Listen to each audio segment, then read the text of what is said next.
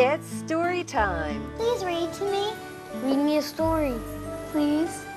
The Education Channel happily brings you Storytime, a favorite story read to you right here on TV. Storytime is a daily read-aloud show designed just for you. Storytime is made possible by Collier County Public Schools, Barnes & Noble Booksellers, and Naples Daily News. On this show, our featured story is Fancy Nancy, written by Jane O'Connor and illustrated by Robin Priest Glasser.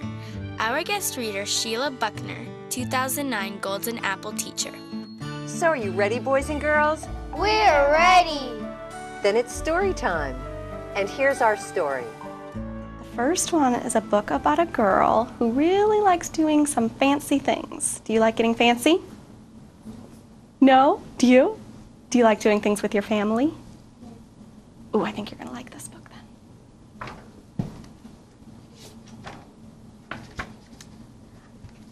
I love being fancy.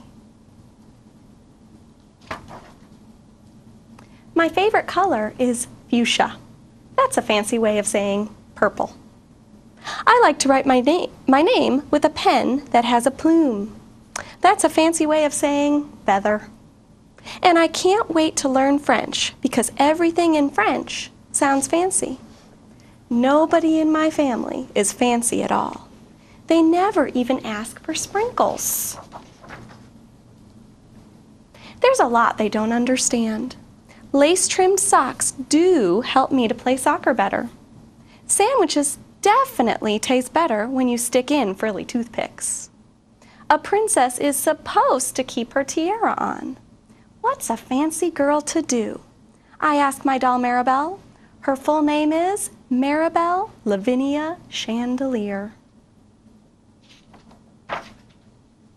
Then I get an idea that is stupendous. That's a fancy word for great. Maybe I can teach my family how to be fancy. I make an ad and stick it on the fridge. It says, "Learn to be fancy with lessons from Nancy. Start today. Easy, fun, free." Soon there is a knock on my door. My family saw the ad. They want to get started right away. The trouble is, my family doesn't own any fancy clothes. That's okay. I go find, what is that fancy word? Oh yes, some accessories. Ooh la la. My family is posh. That's a fancy word for fancy. My mom twirls in front of the mirror. Why don't we go somewhere fancy tonight? How about dinner at the King's Crown, Dad suggests. Wow, my parents are acting fancier already. May I escort you lovely ladies outside? The limousine is waiting. My dad is our chauffeur. That's a fancy word for driver. When we arrive at the King's Crown, everyone looks up. They probably think we're movie stars. I am so proud of my whole family. They eat with their pinkies up and call each other darling. For dessert, let's have parfaits, my mom says. That's French for ice cream sundaes. Amazing! My mother knows French. When our parfaits are ready, I curtsy and say, merci. Do you know what that means? Thank you in French. I carry the tray like a fancy waiter. Oops! I trip. I slip. The tray does a double flip. Uh-oh. I don't feel fancy anymore. I want to go home. After I get all cleaned up, I put on my dressing gown. Those are fancy words for bathrobe. I feel much better. I'm ready for a parfait. I tell my parents, Thank you for being fancy today. I love you, my dad says. I love you, my mom says. And all I say back is, I love you. Because there isn't a fancy way or better way of saying that. It was a good story, wasn't it?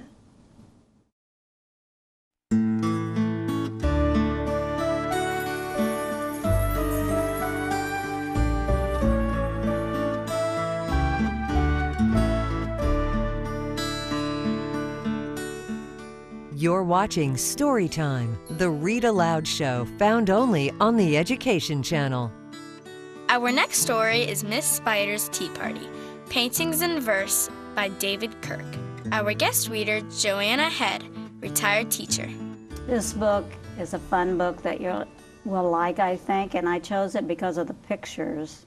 There are just lots of colorful, exciting pictures in it, and it's called Miss Spider's Tea Party. Have you ever heard of that book?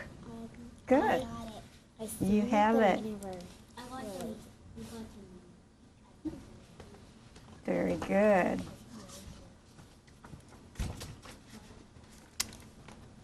One lonely spider sipped her tea while gazing at the sky. She watched the insects on the leaves and many flying by. If I had friends like these, she sighed, who'd stay a while with me, I'd sit them down on silken chairs and serve them cakes and tea. And here's our first bright picture with Miss Spider and all of these beautiful flowers and insects. And all the pictures are so bright and exciting. Two timid beetles, Ike and May, crept from the woodwork that same day. But when Miss Spider begged, "Please stay," they shrieked, "Oh no," and dashed away. And here's what the beetles look like. Two beetles, Ike and May. And Miss Spider is colorful too, isn't she? 3 fireflies flew inside that night, their spirits high, their tails alight. They spied the web and squeaked in fear, "We'd better get away from here." The little trio did not feel they'd care to be a spider's meal. And a trio is how many? I think 3. You're right, 3. And see those pretty fireflies? There are 3 of them.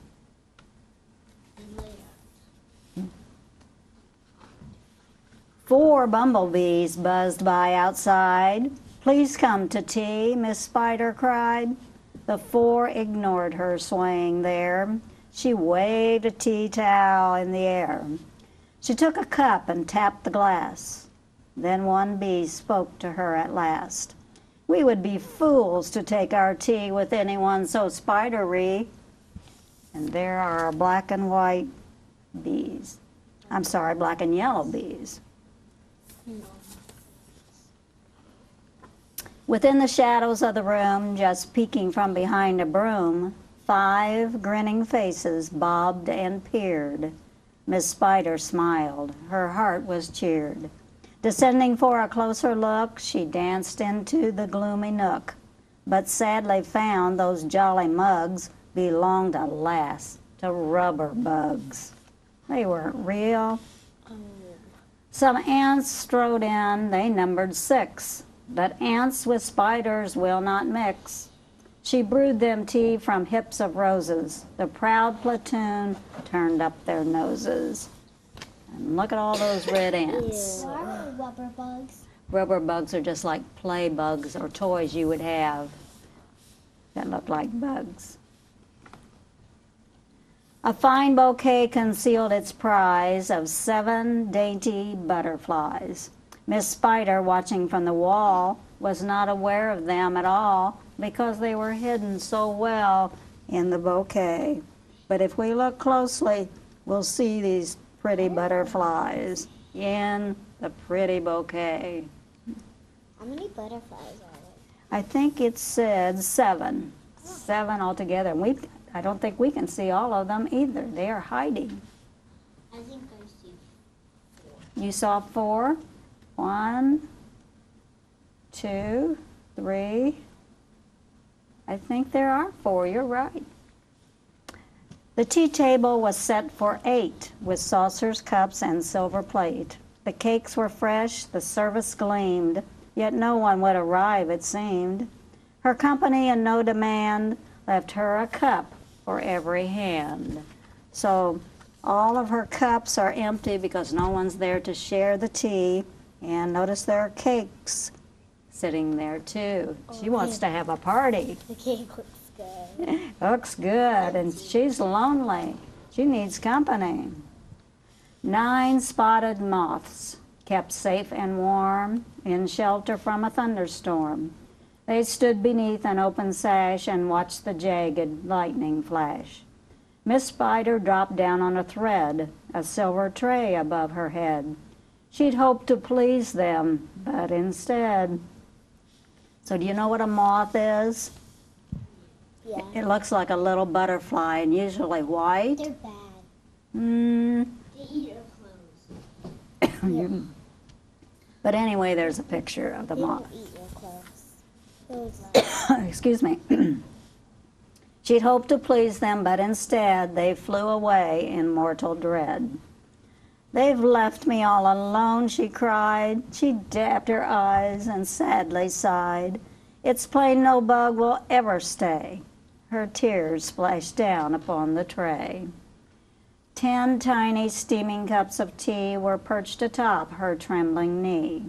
She sipped and sobbed, then heard a cough, and turned to see a small, wet moth. A fragile thing, so soaked by rain, his wings too damp to fly again. He was soaked, and there he is. He got too wet.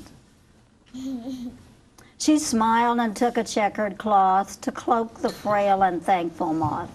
They talked and snacked on tea and pie until his tiny wings were dry. Then, lifting him with tender care, she tossed him gently in the air. 12, sorry, I missed a page. The moth told Ike, then Ike told May, who went from bug to bug to say, there is no reason for alarm. She's never meant us any harm. So later on that afternoon, assembled in the dining room, 11 insects came to tea to share Miss Spider's courtesy. 12 tender violets in a vase presented at Miss Spider's place, sat by her chair so neatly spun, she munched the blossoms one by one. Her friends were glad to watch her feast upon the floral centerpiece. It was a great relief to see she ate just flowers and drank just tea. Miss Spider's reputation grew. Before too long, our hostess knew each bug who crawled or hopped or flew, and all their lovely children, too. And we have the last page with all of the insects, along with Miss Spider, who joined her. This is Storytime, the Education Channel's daily read-aloud show that's just for you. Our next story is A New Coat for Anna, written by Harriet Seifert, and pictures by Anita Lobel. Our guest reader, Elenor Dell, retired teacher. This story is a true story, and it's dedicated to those whose reality provided the material. And that's a big, long sentence, but it's really about history and really about someone that really lived this life during the Second World War. And it's a new coat for Anna. And I think they pronounce it Anna, I think. Winter has come, and Anna needed a new coat. The fuzzy blue coat that she had worn for so many winters was no longer fuzzy, and it was very, very small. You can see that it's small by the way she's looking in the mirror. And last winter, Anna's mother had said, when the war is over, we will be able to buy things again, and I will get you a nice new coat. But when the war ended and the stores remained empty, Anna was still in the blue coat. There was still no coats. There was hardly any food, and no one had any money. And Anna's mother wondered how she could get Anna a new coat, and then she had an idea. Anna, I have no money, but I still have grandfather's gold watch and some other nice things. Maybe we can use them to get what we need for a new coat. First, we need the wool. Tomorrow, we shall visit a farmer and see about getting some. So they go to the farmer's home. You can see the sheep out here, out in front. The next day, Anna and her mother walk to that farm. Anna needs a new coat, Anna's mother told the farmer. I have no money, but I will give you this fine gold watch if you will give me enough wool from your sheep to make a coat. And the farmer said, what a good idea. But we will have to wait until spring when I shear my sheep's winter wool. Then I can trade your wool for your gold watch. Anna waited for spring to come. Almost every Sunday, her mother and Anna would visit the sheep. She would ask them, is your wool growing? And the sheep would always answer, what do you think they answered? Bah, I don't know if I can do that, bah. Then she would feed them nice hay and give them hugs. At Christmas time, Anna brought them paper necklaces and apples and sang carols. And here's the farmer, and he's shearing his sheep, as you can see. When spring came, the farmer sheared the sheep's wool. Does it hurt them? Anna asked. No, Anna, it's just like getting a haircut. When he had enough wool to make a coat, the farmer showed Anna how to card the wool. It's like untangling the knots in your hair, he told Anna. Then he gave Anna's mother a big bag of wool, and Anna's mother gave him the gold watch. Anna and her mother took the bag of wool to the old woman who had a spinning wheel. Have you ever seen a spinning wheel? You can see, oh, you have, so it's right there. Anna needs a new coat, Anna's mother told the woman. I have no money, but I will give you this beautiful lamp if you will spin this wool into yarn. And the woman said, a lamp? That's just what I need, but I cannot spin quickly, for I'm old and my fingers are stiff. Come back when the cherries are ripe, and I will have your yarn. When summer came and her mother returned, Anna and her mother returned, Anna's mother gave the woman the lamp, and the old woman gave them the yarn and a basket of delicious red cherries. Anna, what color would you like? Anna's mother asked. A red one. I hope I pronounced this one correctly. It said, they will pick some lingonberries. And said Anna's mother, they make a beautiful red dye. At the end of the summer, Anna's mother knew just the place in the woods to find the ripest lingonberries. And Anna and her mother boiled the water in a big pot and put the berries into it. The water turned a deep red. Anna's mother dipped the pale yarn into it. And here it is, its natural color, and then she'd put it in the big cauldron there, and it turned red. It's beautiful. Soon, red yarn was hanging up to dry on the clothesline strung across the kitchen. When it dried, Anna and her mother wound the yarn into balls. Then they took the yarn to the weaver. And Anna needs a new coat, Anna's mother said. I have no money, but I will give you this garnet necklace if you will weave this yarn into the cloth. The weaver said, what a pretty necklace. I will be happy to weave your yarn. Come back in 2 weeks. When Anna and her mother returned, the weaver gave them a bolt of beautiful red cloth. Anna's mother gave the weaver the sparkling garnet necklace. The next day, Anna and her mother set off to see the tailor. Winter's coming and Anna needs a new coat. Anna's mother told the tailor, I have no money, but I will give you this porcelain teapot if you make a coat from this cloth. The tailor said, that's a pretty teapot, Anna. I'd be happy to make you a new coat, but first I must take your measurements. He measured her shoulders, and he measured her arms, and he measured the back of her neck to the back of her knees. He said, come back next week and I will have your coat. Do you see the tape that he's using to make sure he gets the right size? The tailor set to work, making a pattern, cutting the cloth, pinning and sewing and stitching and snipping. And he worked for almost a whole week. When he was finished, he found 6 pretty matching buttons in his button box and sewed them on the coat. And he hung the coat proudly in the window for everyone to see. Can you see it, the coat in the window? When Anna and her mother returned to the tailor's shop, Anna tried on her new coat. She twirled around in front of the mirror, and the coat was perfect. Anna thanked the tailor, and Anna's mother thanked him too and gave him the pretty porcelain pot. Anna wore her new coat home. She stopped at every store window to see her reflection. When they got home, her mother said, "Christmas will soon be here, and this year we will have a little celebration." And Anna said, "Oh yes, and please, could we invite all the people who helped make my coat?"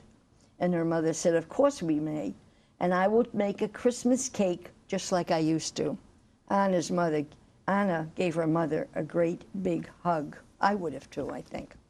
On Christmas Eve, the farmer, the spinner, the weaver, and the tailor came to Anna's house. They all thought that Anna looked beautiful in her new coat. The Christmas cake that Anna's mother baked was delicious. Everyone agreed it was the best Christmas they'd had in a long, long time. See them around the table? In the back of them there's a Christmas tree, and then the coat is hanging from the mantle. She must have been proud of that coat. On Christmas Day, Anna visited the sheep. "Thank you for the wool, sheep," she said. "Do you like my pretty coat?" And the sheep seemed to smile as they all answered, "Bah, bah." I said as close as I can get to a sheep. How was that? Was it fun? Storytime, the read-aloud show that comes right into your home, continues now on the Education Channel. Our next story is Miss Nelson is Missing, written and illustrated by Harry Allard and James Marshall. Our guest reader, Marlene Chrisman, community member. This story is called Miss Nelson is Missing by Harry Allard and James Marshall. The kids in room 207 were misbehaving again. Spitballs stuck to the ceiling. Planes whizzed through the air. They were the worst behaved class in the whole school. You wouldn't do that, would you, Dylan? I know you wouldn't. "Now settle down," said Miss Nelson in a sweet voice, but the class would not settle down. They whispered, giggled, they squirmed and made faces. They were very rude, even during story hour. And they always refused to do their lessons. "Something will have to be done," said Miss Nelson. The next morning, Miss Nelson did not come to school. "Wow," yelled the kids. "Now we can really act up." And they began to make more spitballs and paper planes. "Today, let's just be terrible," they said. "Not so fast," hissed an unpleasant voice. A woman in an ugly black dress stood before them. "I'm your new teacher, Miss Viola Swamp." And she rapped the desk with her ruler. "Where is Miss Nelson?" asked the kids. "Never mind that," snapped Miss Swamp. "Open those arithmetic books." Miss Nelson's kids did as they were told. Why? They could see that Miss Swamp was a real witch. She meant business. Right away, she put them to work, and she loaded them down with homework. Look at all those books. "We'll have no story hour today," said Miss Swamp. "Keep your mouth shut," said Miss Swamp. "Sit perfectly still," said Miss Swamp. "And if you misbehave, you will be sorry," said Miss Swamp. Days went by, and there was no sign of Miss Nelson. The kids missed Miss Nelson. "Maybe we should try to find her," they said, and some of them went to the police. Detective McSwab was assigned to the case. He listened to the story. He scratched his chin. He said, I think Miss Nelson is missing. Detective McSwab would not be very much help. Other kids went to Miss Nelson's house. The shades were tightly drawn and no one answered the door. In fact, the only person they did see was the wicked Miss Viola Swamp coming up the street. If she sees us, she'll give us more homework. And they got away just in time. Maybe something terrible happened to Miss Nelson. Maybe she was gobbled up by a shark, said one of the kids. But that didn't seem very likely. Maybe Miss Nelson went to Mars, said another kid. But that didn't seem very likely either. I know, exclaimed one know-it-all.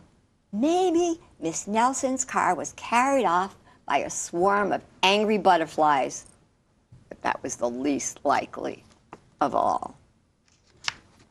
The kids in room 207 became very discouraged. It seemed that Miss Nelson was never coming back. And they would be stuck with who? Miss Viola Swamp forever. They heard footsteps in the hall. Here come the witch, they whispered. Hello, children, said a sweet voice. It was Miss Nelson. Did you miss me? She asked.